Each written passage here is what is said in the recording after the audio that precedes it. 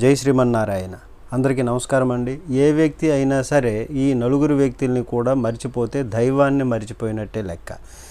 మొదటగా తల్లి నవమాసాలు గర్భంలో మోసి పుట్టిన తరువాత పెంచి పోషించి ఒక సంరక్షణ బాధ్యతను నిర్వర్తిస్తుంది తల్లి. స్వార్థం లేనటువంటి ప్రేమను అందిస్తుంది తల్లి.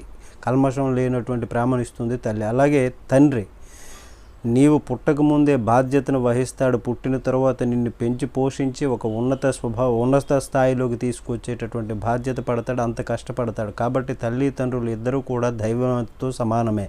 అలాగే గురువు నీకు విజ్ఞానాన్ని నేర్పినటువంటి మంచి బుద్ధులు నేర్పినటువంటి వాళ్ళు ఎవరైనా సరే గురువుగానే భావించాలి. అట్లాంటి వాళ్ళని హేళన చేయకుండా చూసుకోవాలి. వాళ్ళు కూడా దైవంతో సమానమే. అలాగే నీకు కూడు పెట్టినటువంటి వాళ్ళు, ఆకలితో ఉన్నప్పుడు అన్నం పెట్టినటువంటి వాళ్ళు, వీళ్ళు కూడా దైవంతో సమానమే. మర్చిపోకూడదు. ఏ వ్యక్తి